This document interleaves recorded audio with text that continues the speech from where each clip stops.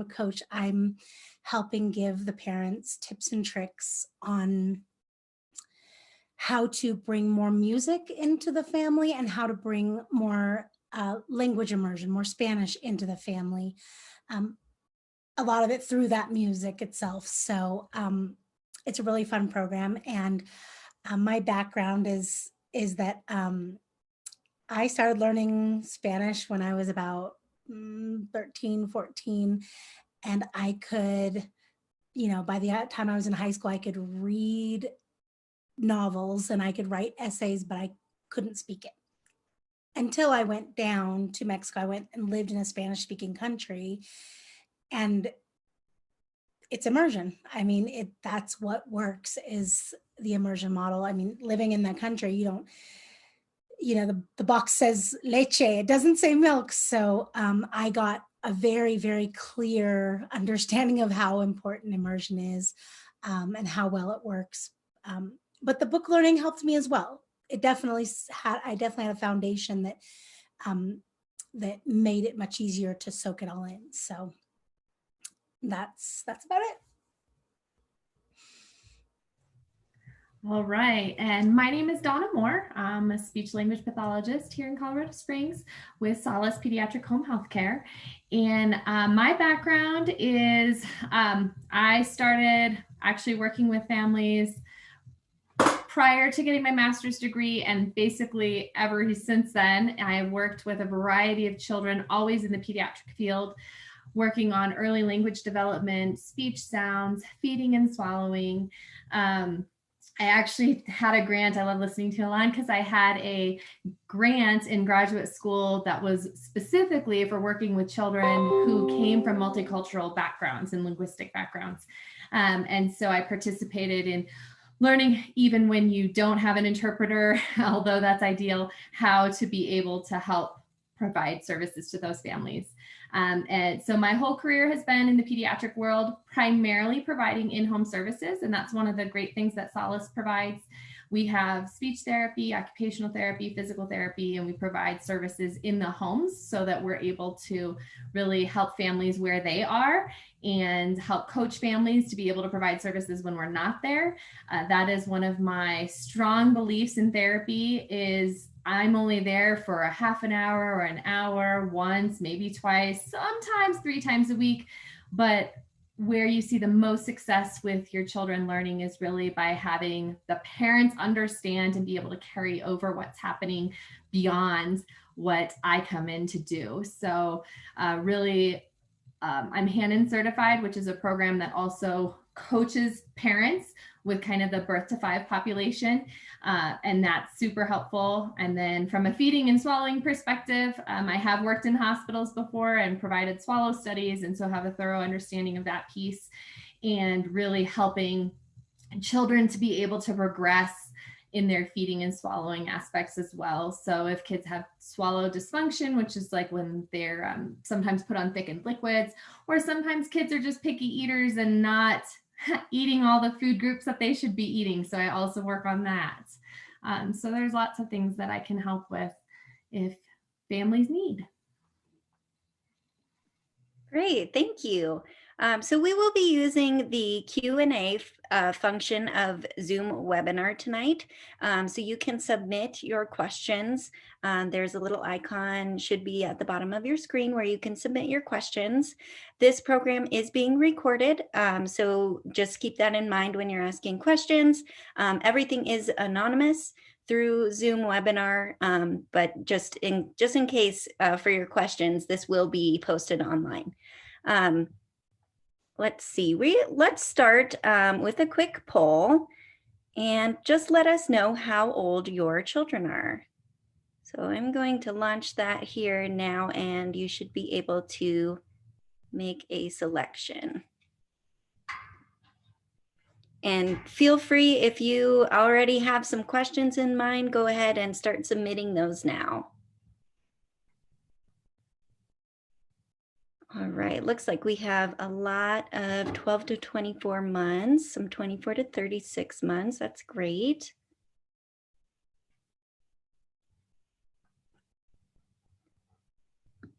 All right, awesome. Well, that will help us give you answers. So I'm going to ask a question just to get started. As we go, if you think of things, please submit those questions and I will just read them out to our panelists. So Elan and Donna, if you could just talk about the most common questions that you get and any questions that you don't get that parents should be asking. Go ahead, Donna. I would say one of the most common questions I hear is, should I just wait and see? And from that question perspective, so maybe, especially in that 12 to 24 month age, that's a big one where my kid is not talking or they're not making a lot of words or sounds, and should I just wait and see? And, you know, it never hurts to be evaluated. So there are some physicians in town that will tell you that, oh, you know, give him time, he's a boy. Or, oh, give him time, he's the older child. Or, oh, give him time, he's the baby. And so from that perspective, from a professional standpoint, I think that it is best to, if you have a concern, you know your child best, and not wait and see, and instead have a professional evaluate, because a good, honest professional is going to come in and tell you whether your child needs services or doesn't. And if they don't, then great. All you did was waste 1 hour of your time to know that you're okay right now. But if they do, then earlier intervention is always best. Getting in and getting things started early allows for the fastest, quickest progression. And if for some reason there's something underlying that you're not aware of, or that is potentially causing that delay of what you're seeing, then getting in there quicker is better as well. And we can help to then get you in the right direction if further assessment's necessary. You know, there are lots of different developmental diagnoses, medical diagnoses that you might not have thought of that could be impacting or leading to the delays you're seeing that just aren't noticed. So that's, I would say, my number one is that wait and see.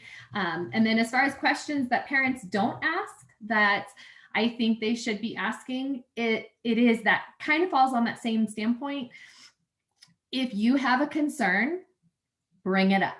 So talk to your doctor. And if your doctor is not listening, there are, you can refer yourself. So for example, at Solace, you can go on the website and you can refer yourself, and then they'll go back the other direction to get the referral that's needed in order to bill insurance and all that fun stuff.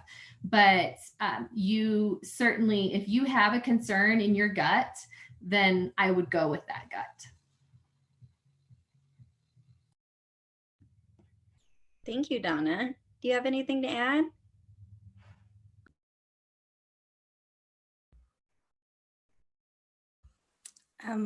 So as far as, I guess one of the big questions when it comes to bilingual education is people will often ask, when is the best time to start? When is the best age to start introducing a second language? And the answer is now. The answer is whenever you're ready, whenever you even think of it. It could be in the womb, because even small babies, they're hearing the cadence of the language. They're, you know, tuning into the different inflections and tonalities of a language. Even if you don't speak the language, for them to hear it in their environment, that's going to create kind of like them being in tune with that so that it's easier to pick up. But that said, there's information out there saying that, hey, older children will pick it up very fast, like 8 or 9 years old. And there's even information out there saying, hey, adults are great at picking up language. It might be a different version of the language as far as whether they can pick up the accent of the language very well, the tonality and the cadence, as well as if it's from babyhood, you know, it might be a little bit different. But so when people ask that, it's never too late, it's never too early, is really the answer. And a lot of times parents worry that children will get confused because if there's two languages going on, they won't know how to differentiate. But that is definitely not a problem. They eventually do. And in the beginning, they'll pull whatever word comes quickly, like whatever, if they want to say dog, and they know that there's two words for dog, they'll grab the easiest word that comes to them fastest. And parents get worried because they think that they're mixing up the languages and they're getting confused. It's not that. It's just that they're pulling whatever comes easiest. But as time goes on, they can differentiate. And you see it with bilingual children often, that with their friends, they'll say, they call it Spanglish maybe. They'll mix the two languages as they're talking because their friend knows both languages, and they're just pulling whatever's fastest and easiest.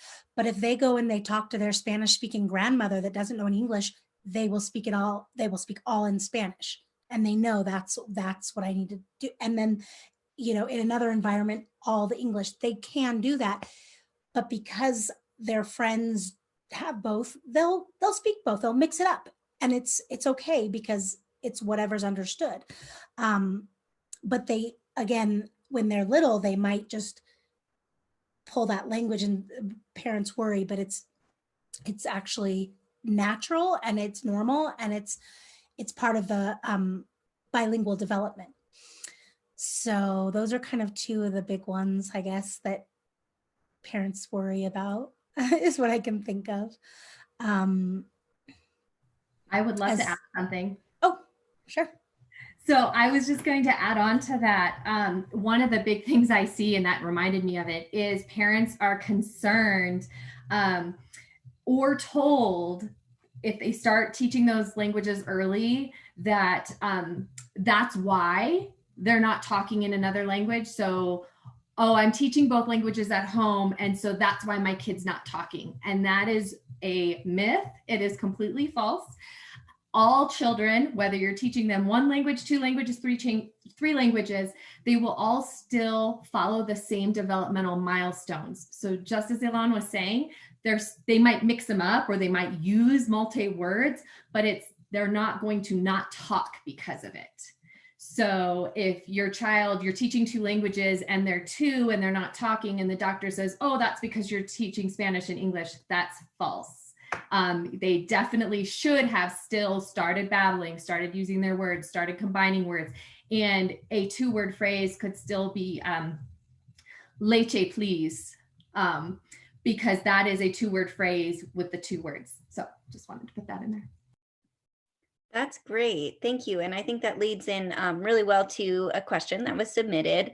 What are a few things that would point to a delay in a newly 1-year-old? So if you've got a 1-year-old who is not babbling, a 1-year-old who's not imitating things that you're starting to do with your sounds, with your gestures, somebody who is not starting to potentially have a word or two. So generally by 1, we want 1 word.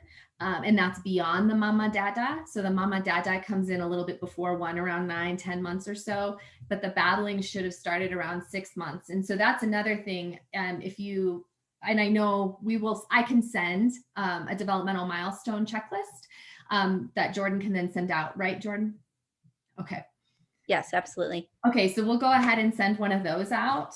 And that way, if you look at it and your child isn't meeting those milestones, then that would be a concern as well to kind of follow up. But generally speaking, 1 word by 1 and 2 words by 2, meaning that I would say milk by 1, but then very quickly after that, I would start saying more words so that by 18 months, I've got a good handful of words. And then by 2, I have at least 50 words, and I'm starting to combine those into 2-word phrases, which is where we come up with the 1 word by 1 and 2 word by 2. Great, thank you. Let's see here. Jordan, can I add one thing? Yes. Please go ahead. That also is I guess a concern that some parents have that comes up is we talk about a lot about how immersion is the best model for learning a language. And a lot of parents will come and say, well, I don't speak that language. I want my kid to learn it, but I don't speak it. So how can I give them an immersion experience? And again, our program is based on modeling for the children. And I would say the same thing with immersion. So in our program, we're asking the parents to sing and dance with us. I get the parent, I don't worry about the child. The child can sit there and watch. The child is not required to do a single thing because they're going to watch the parent and begin to emulate what they see in their environment with their parent. You know, they want children learn best from someone that they're bonded with. So if they see me 45 minutes a week, that's not going to do it, right? So again, it's the same with immersion. I really believe the parents have to have a desire and a willingness to also be learning the language and to bring themselves down to the child's level of learning the language, which can feel strange maybe, but I know that when I moved to Mexico, I learned a lot of language by reading little kids' books. I was going back to kindergarten and I was reading things that are like well, maybe not that little because I'd already studied a lot of Spanish, but I went, and that helps. And if you do that with your child, you're learning it and the child is learning it. And then that's one sort of immersion experience, I guess, if that makes sense. So. That's great. Thank you. What speech activities would you recommend for building vocabulary for 2-year-olds? Oh, there are so many. Keep it simple. So this is one of the things I love to do because it's just play. So if you think back, your job as a grown-up, might be that you stay home with your children and take care of them. It might be that you have a job and you go to work. It might, whatever you're doing, that is your job. Your job when you were in school was to go to school, do your homework, come home, participate in whatever activities you did. We all have a job in life, and same with our 2-year-olds. And our 2-year-olds' job is to play and to learn.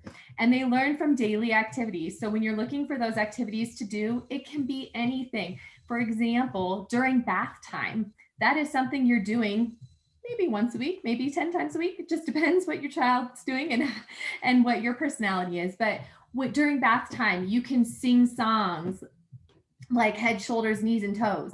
You can sing songs like, this is the way we wash. So this is the way we wash and you can go through all of your different body parts. You can teach directions by, get me the soap. Let's put the soap on. So bath time, feeding time. So when you're serving food, that's another daily activity. That's just something that's happening every day. So you label your foods. You make sure to provide directions like, let's get the fork, let's get the spoon, put the food on the plate. You're giving directions, you're giving vocabulary, you're teaching all sorts of things within those activities. Now, more fun activities are your playing with toys. So it can be anything. It could be blocks, it can be potato head. And again, you're labeling words. So you're modeling the words, just like Elan said earlier, modeling. You're giving the words for everything you're doing within that activity. And the biggest thing is during play is to join in. So it's not me sit over here on my phone or me sit over here and watch TV or me cook dinner. And I know all those things have to be done, but during playtime, set aside 10 minutes, 15 minutes, whatever you can afford to set aside to play and engage with your child in the activity. And that's the number one way they're going to learn. And can I kind of add to that as far as I'm sure you have lots of well, my focus is on music. Is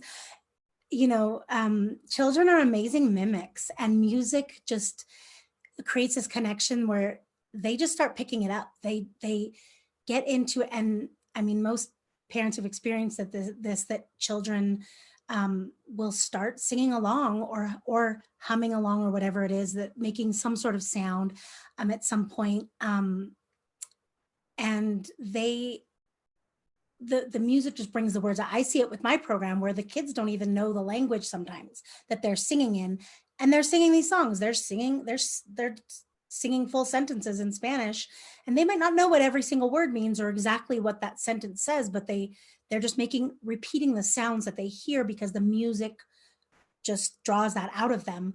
And so like one activity that we do, so, parents at home, lullabies are amazing connection tools, and help bring the energy down, reconnect with your child, kind of absorb what's happening during the day. And no matter what a parent thinks their voice sounds like, I promise you, your child loves your voice. They are hardwired to pick your voice out of a crowded room. They love your voice no matter what you think it sounds like. So we always talk to parents, about how important lullabies are and what a great tool that is. And the repetition of them, because often we have a repertoire of a couple of songs probably, or a few that we sing over and over and over again, right? These are my lullabies. The families often have lullabies that they pass down through generations. But the repetition of it, what that can create is then you can play with those songs. So let's say Twinkle, Twinkle, Little Star. A lot of families use that. It's in Spanish, it's in English. But using Immersion is a fun game to play with your child where, you sing the song, Twinkle, Twinkle, Little, and then you stop. And the child, just automatically just has to, it's like compulsive almost, that a lot of children will just have to finish that sentence for you because they know it. And they don't have to sing the whole song, but they will sing it, and they will sing it on tune often. So things like that, little games, and especially for little babies and younger children, we call it call and response games, where in the beginning, it's you as a parent, you make a sound or a series of sounds, and the child will repeat it back to you. And they can often start the other way, where if you hear your child say, ba, ba, or something, then you repeat it, oh, ba, ba. And eventually they click in that that's the game, and they'll make sounds, and then you repeat it back, and you guys can change places. But that's a great, it doesn't have to be an actual word. It can be eventually, but that's a fun game too. We're using sounds and music. We do it in our classes with tonalities and things like that. We're playing with a different intent there, but even at home, we tell parents, go home and play these call and response games, because kids love it. They love to try to get you to mess up and stuff like that when they're older, right? But babies, it's great for babies because they get that feedback, like, oh, hey, oh, there's something going on here, right? So anyways, those are a couple little small tools.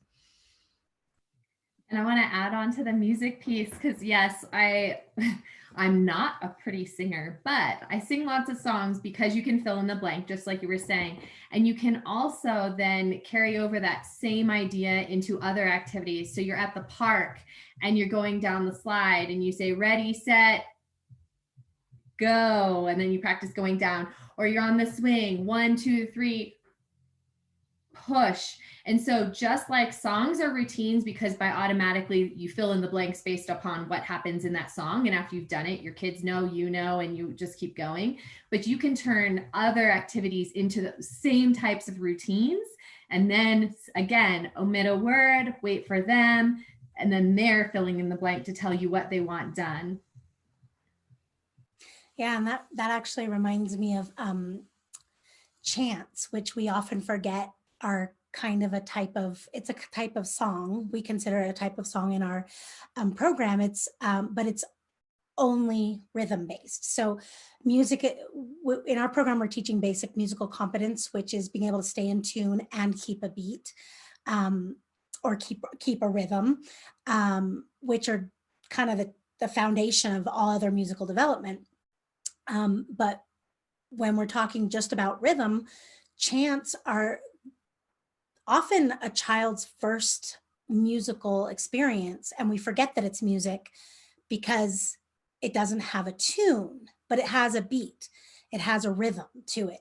And that's something that families you can incorporate in your day, like Donna mentioned, things that you can just do, you're driving, we are driving, here we go to school or whatever, but you do it on a beat that you pick, but you're describing your daily activities, of whatever you might be doing, whether it's cooking or, so that can be a fun tool also.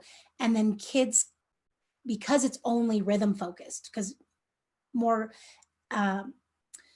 developed music is rhythm and tune, which is a little more complicated, right? But just having to keep a beat, okay, we can work on that. And kids, that's often like the playground games for jump rope or hand clapping games. That's their first sort of musical development they create.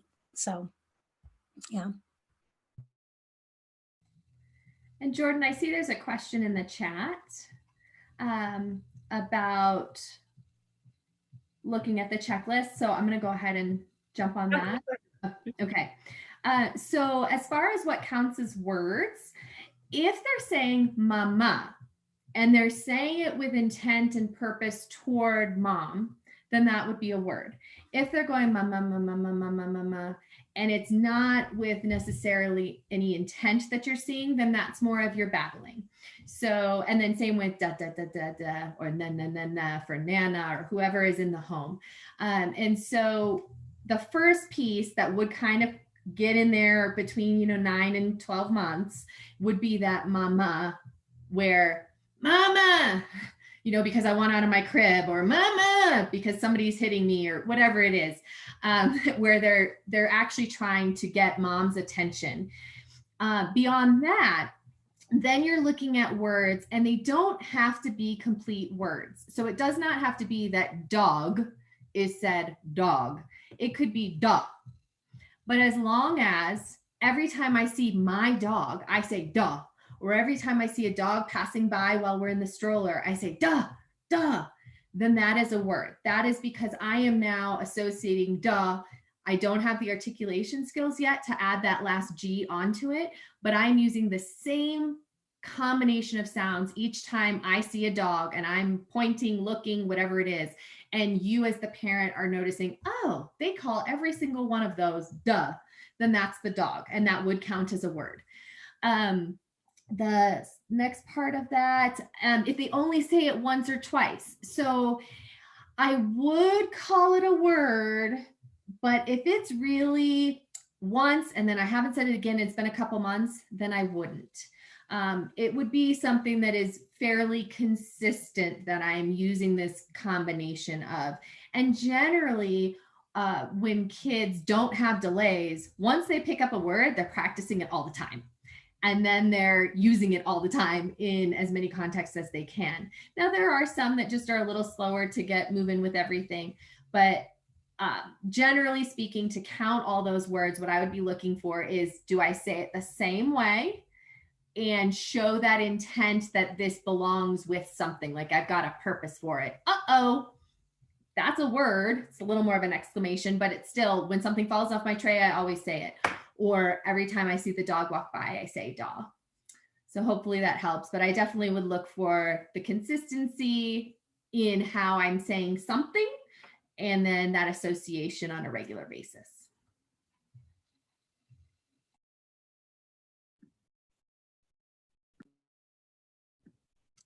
Great, thank you.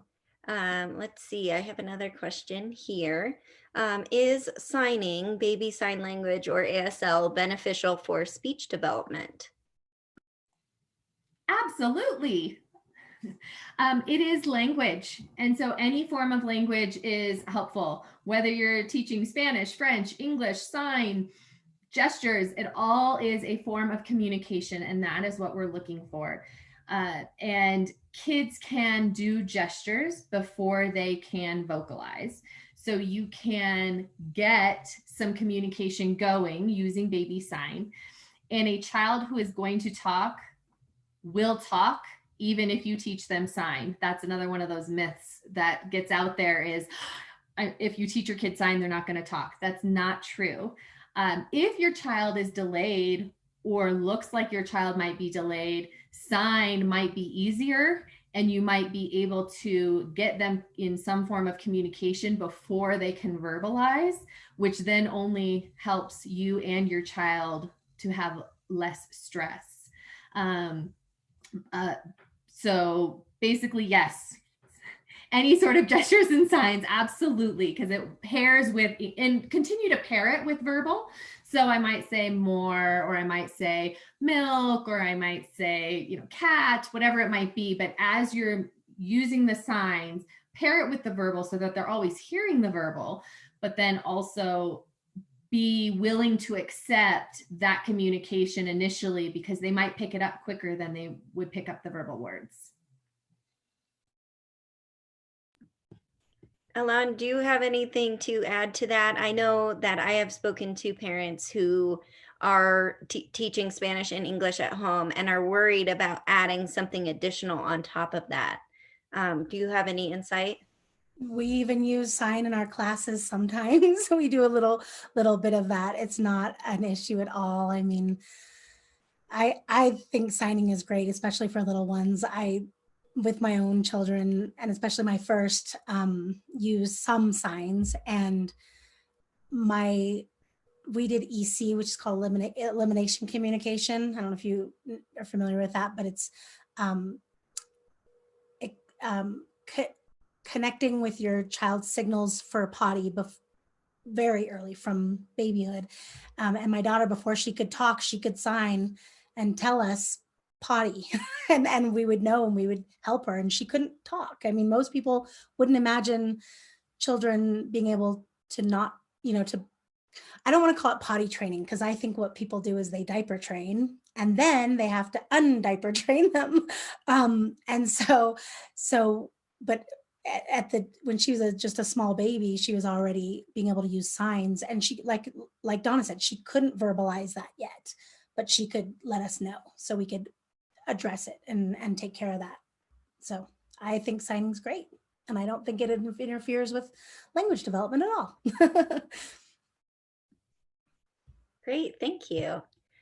Just a reminder to keep dropping your questions into the Q&A, or if you want to put them in the chat, that works just as well.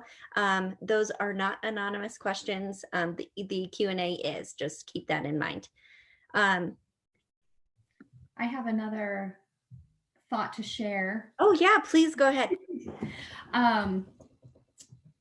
Except I forgot it. Oh yes. When teaching words, another thing that I see frequently, especially with young children, is I taught my child to say please. So they say please. And then the other one is I taught my child to say more. So they say more. And so then please and more get very overused.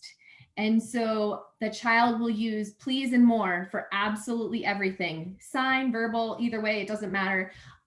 They're both good words, they're fine, but keep in mind that please is more of a manners thing. And although please, yes, my 10-year-old is expected to say please when he's speaking to somebody and asking for something, but my 1 or 2-year-old, I would much rather them be able to say milk or water or potty or whatever it is that they really need, rather than please. So please can be added on as your child starts to develop more and get more words. And then as they get to that, I'm combining words. But when you're looking for early communication, I want it to be functional. And the most functional communication is going to be the words for what I need. My mom, my dad, my nana, my food, my drink, things like that.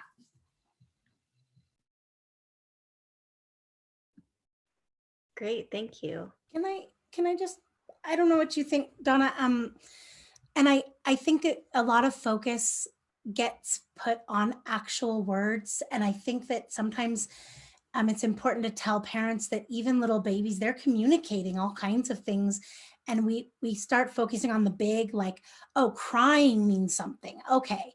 But there's all these subtle like expressions and sounds that children make. That's what elimination communication is about.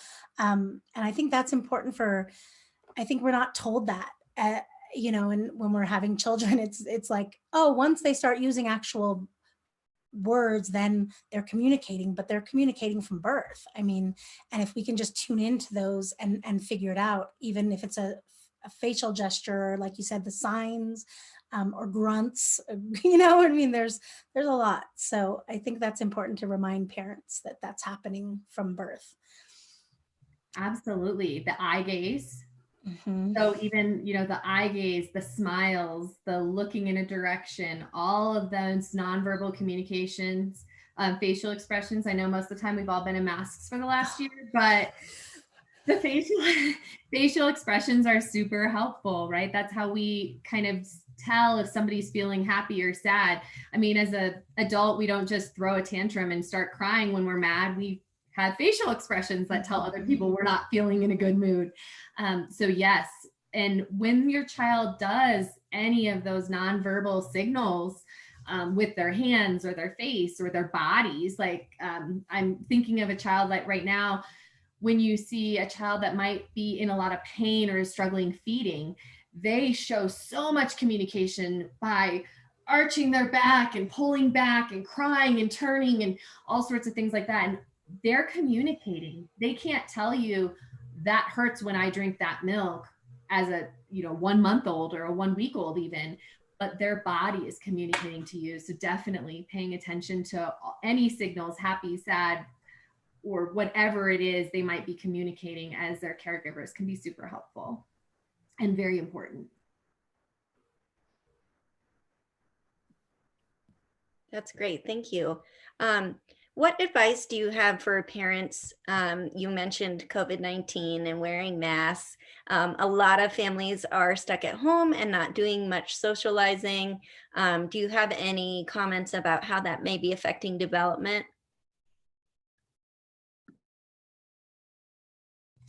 That'll be the question we answer in 20 years. I do think that it is probably playing a role, but as much as children need peer interaction, they just need interaction in general. So you are there with them as their caregivers. If there are siblings around, incorporate the siblings too. So you can still teach a lot about how we're feeling, how we interact, how we engage with each other. All of those things still occur, even if it's just you and your baby or 10 people that live at home.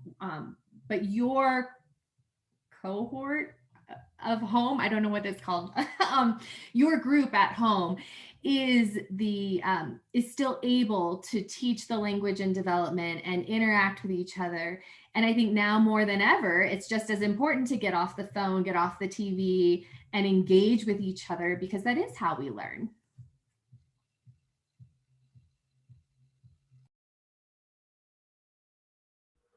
And I guess I'll add to that, because for us in our program, it's always been parent participation. And like I tell parents in the beginning of the semester that when they start classes, it's always, you know, we're going to leave the world outside and focus on the children, because it's less and less common that parents and children have those even 45 minutes where there's nothing, we're not doing anything else. This is all about just being with your child, connecting with your child, playing with your child, singing and dancing, you know, and we still do that. Unfortunately, in a lot of cases, it still it has to just be remote.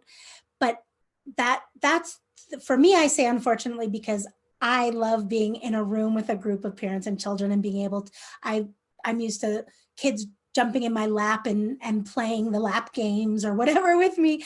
So I don't get that piece remotely, but the parent and the child on their side of the screen can still have that same interaction. And I even tell parents, your child doesn't even, especially the smallest ones, once they're, you know, 3, 4, 5, they want to see what the teacher's doing too. But especially little babies, they don't even need to see the screen. As long as you can see the screen and then you can, you know, work with, and the child can see you, that's what I tell them, this is what matters. And it's still, I think it's more important now that that parents and children have that time together, that because there is that stress that's going on right now, that there is, you know, a change in a lot of children's routine and everything else. And I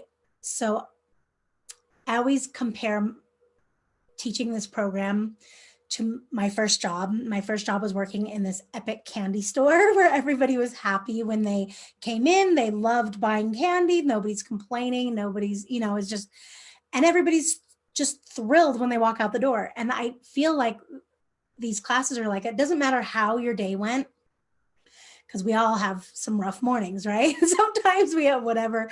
It doesn't matter, because once you're singing and dancing, the energy changes. All of that other stuff just goes away. It's not, you just are present with your child. And that's so hard to do these days, to be just present in the moment, having fun and not thinking about, oh, let me get a cup of coffee while I play with you, or let me check my phone real quick, a message came in, or the idea of really just having all your attention on your child is so unusual now. So, and by the end of the class, it's like the day starts anew. You feel great, you're happy, your mood is elevated, and you know, you're reconnected with your child, and then you can move on. So even in this environment, remotely, you can participate in things like that. There's other programs out there, but doing it with your child, and not, like Donna said before, you don't just plop your kid in front of a screen and expect them to learn, especially at that age, the 0 to 5, 0 to 6 age. That's not how it works for them. It just isn't really. It's not best, I should say, maybe. And that, so again, having those kind of opportunities is amazing in COVID times, I guess I would say. Great, thank you. So we have another question here. I have an 18-month-old. Sometimes he just wants to read the same book over and over. I know reading is good for him, but should I just keep reading him the same book if he keeps asking for it? He has access to lots of other choices. Yes, he does, but he likes that one right now, and that's okay. Remember how we talked earlier about the music and filling in the blank with the music, filling in the blank during activities? Same thing. I think my son was reading The Hungry Caterpillar at like 18 months, sitting in the bedroom, just reading it because he'd listened so many times. And so was he really reading it? No, he'd memorized it, but it's okay. So yes, repetition, repetition, repetition. We learn so much from repetition, whether it's songs or talking or reading. What I do like to do is then try to also expand. So maybe at bedtime when we're reading our books, we read 2 books. He picks one and I pick one. And so then you read the one that he wants to read because he's read it 500 times in the past, week, and you're bored crazy, but that's okay because he's learning the concepts of that book. He might surprise you and all of a sudden start reading it to you one day, and then you're taking a video to show grandma or somebody. And then you just try to add in another book here and there, and eventually he'll get bored of that one, and then he'll see another one that you've read to him, and then he'll go to that one. But even to this day, as my personal kids are 10 and 8. Wow, he had a birthday. He's 11 and 8. But they still have their favorite books. And so, yes, I still have to encourage them to read another book, but there's some that they'll continue to read, and that's okay. They're always learning language and learning to love reading, and that's all I care about. Mm-hmm. Yeah, and I think that's how children learn at this age. That is repetition. And I always tell people in my families, repetition is good. Repetition is good. Repetition is, and we know what comes next, right? Because it works. It is the way they learn. And we get it a lot with the music, where our each collection, we have a collection of songs for each semester. Let's call them semesters. And there's like 20 something songs in each collection, but do you think kids love every single song? No, they have favorites, right? So they'll ask for the same songs over and over. And parents are like, I've heard this elephant song so many times. But the children love it and they learn it. You know what I mean? It sinks in deeply. And what I tell parents often with the music side of it, not the same with books, obviously, but it's kind of similar to what Donna was talking about with, let's expand here, is I tell parents, use your technology. We have like, the,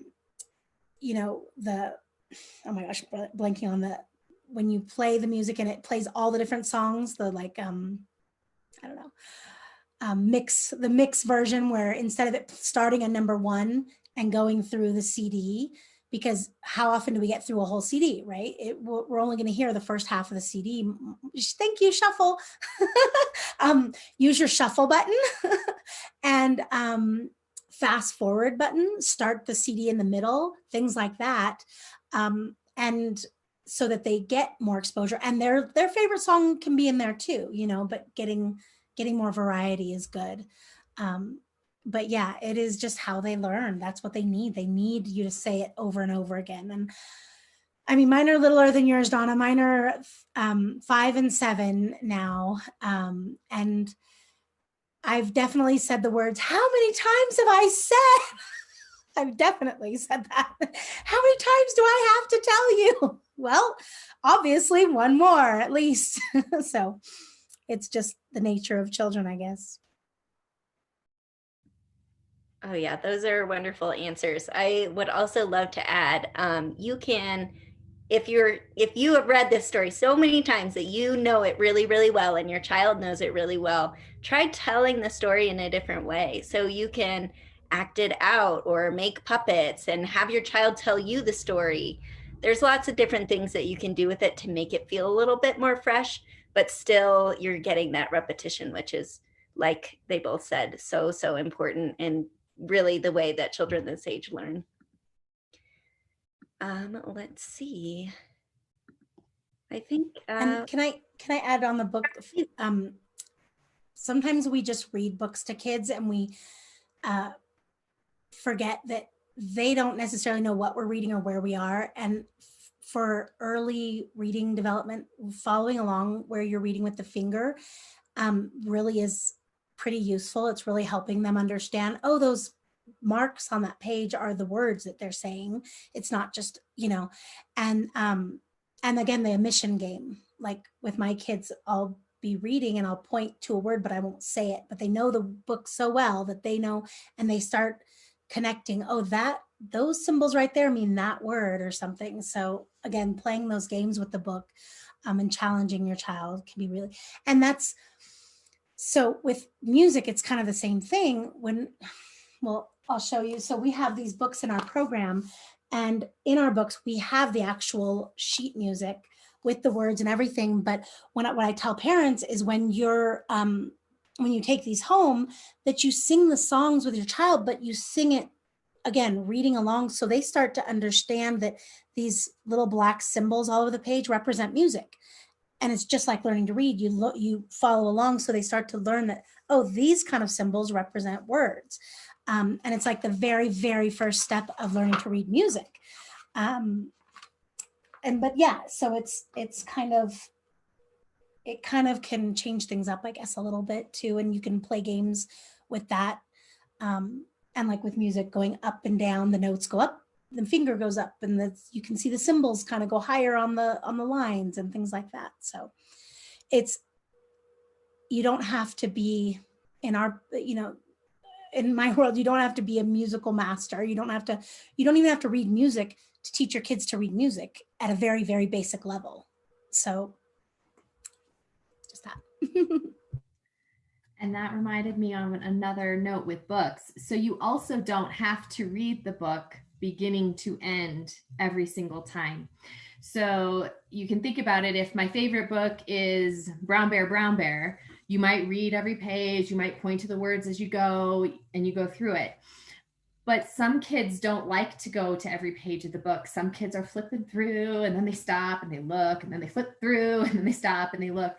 And that's where they are right now. And it's okay to not read the words on the page. It's okay to just talk about what you see. This is what I see on the page. What do you see? Or look at the bear drinking water in the creek, or whatever is on the page.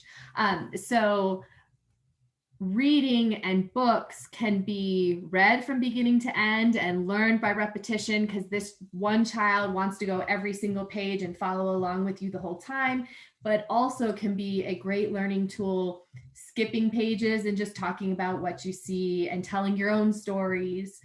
So that's something else to keep in mind. That's great. Thank you. We are coming up on the end here, and we have no more questions in the Q&A. If there's any last minute things that you want to ask, please pop those in there.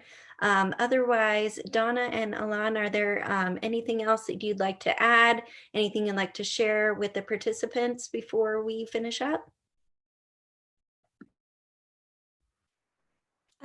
I would just want to really encourage parents to believe in themselves and to know that they have a ton of power in this area. I mean, we are so ingrained to give our power away to the teachers or whatever authority figure we think knows more than we do, but nobody knows your child better than you.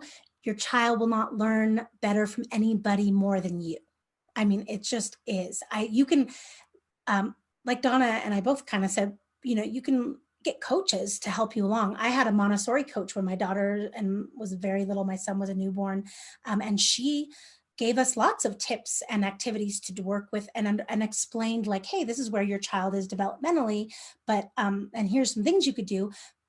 But it was to show us how to do that, and I really learned a lot from that. That yeah, we're the most powerful people in our child's life, I think. I mean, so to really know that and not feel, I guess,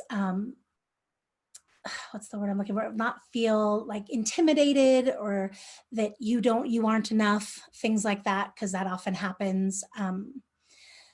I'll just say, even with music, I started out as a Music Together mom, which is what my program is. Canta y Baila Conmigo is part of the Music Together family of programs. And I started out as a Music Together mom. I would have never in a million years imagined myself teaching music. Like it just, that, and it just, the way things worked out, it got to a point where I was like, oh, I can do this. I can do this. I can't teach theory at a higher level. Sorry. You know, I can't teach advanced instrument lessons, but this I can do. It's changed our family's life because I believe that I could, you know what I mean? So I would just encourage all parents to really tap into that, because we all have it.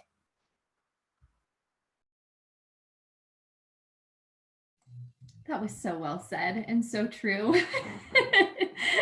Absolutely. And just like I alluded to earlier and mentioned, you know your child best. So you are the one who's going to be able to teach them the most, and you're the one who's going to know your child the most. If you need help or you feel you need help, seek it out. We'll be there to help you, and then empower you even more to get where you need to go or where you want to go with your child. And I just want to also thank everybody for the opportunity to do this. I know I have done a couple classes with Jordan in the library, which is my cup of tea. That's what I really enjoy. Again, being with the kids on the floor, playing, talking, putting faces with names and all that sort of thing. But this has definitely been a fun opportunity to be able to still get information out there. And I hope that you guys found it beneficial and were able to take one piece of information away that you'll find useful. Yes, thank you. Thank you for having this event, Jordan. It's really great. Well, thank you both so much for being here. You are such valuable resources for our families. We really appreciate your participation in the program. I will be sending out a follow-up email to everyone with the survey link. Again, if you fill out the survey, you'll be entered into the $50 gift card drawing. You will also get an entry into the grand prize drawing. So every series that you participate in of the 5-week series, you get an additional entry into that grand prize drawing, which is for a 6-month subscription to KiwiCo crates. And those are just absolutely fabulous. So I will be sending that out. I will also be sending out some resources that Donna and Elan shared with me.